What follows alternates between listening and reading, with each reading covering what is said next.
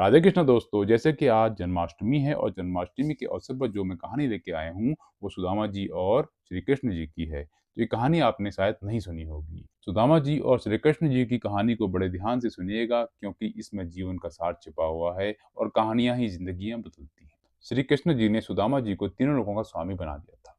तो ये देखकर यमराज जी से रहा नहीं गया। तो यमराज जी द्वारिकापुरी पहुँचते हैं भगवान श्री कृष्ण को नियम कानून का पाठ पढ़ाने के लिए। तो अपनी सारी बही खाता लेके उनके दरबार में द्वारिकापुरी आते हैं और द्वारिकापुरी आने के बाद श्री कृष्ण से कहते हैं, प्रभु लगता है मेरा यमपुरी में अब कोई काम नहीं है।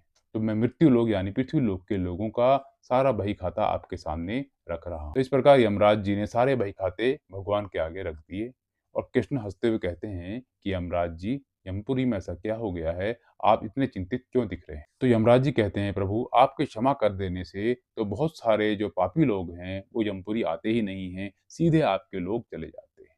और अभी-अभी आपने सुदामा जी को तीनों लोक का स्वामी बना दिया है। यमराज जी कहते हैं, प्रभु सुदामा जी के भाग्य में दरिद्रता और भूखमरी ही लिखी थी, लेकिन आपने उनको तीनों लोगों का स्वामी बना करके विधि के विधान को ही बदल दिया है। अब कर्मों की प्रधानता तो लगभग समाप्त सी हो गई है। तो श्री कृष्ण बोले कि यमराज, आपको कैसे पता कि सुदामा के भाग्य में जीवन भर दरिद्रता ही लिखी? तो यमराज जी एक बही खाता सामने रखते हैं प्रभु के और उसको खोलते हैं और दिखाते हैं कि सुदामा जी का भाग्य।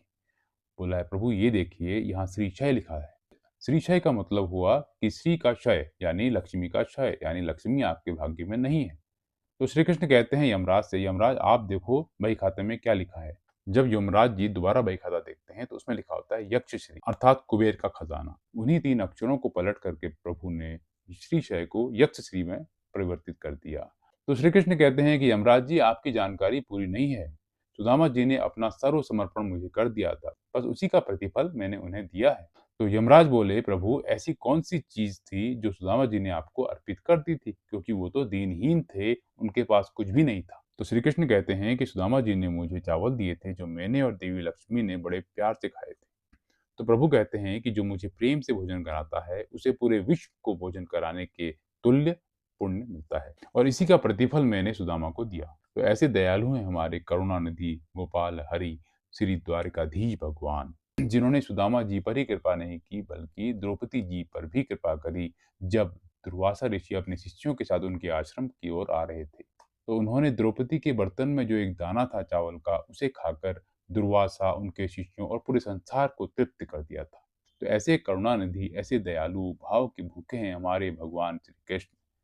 ऐसे ही उन्होंने एक बार सुदामा जी के कहने पर उनकी कुटिया में आकर भोजन करना उचित समझा, जबकि दुर्योधन के 56 भोग को ठुकरा कर। तभी कहा भी गया है कि दुर्योधन की मेवा त्यागे, साग विदुर घर खायो हरि, साग विदुर घर खायो।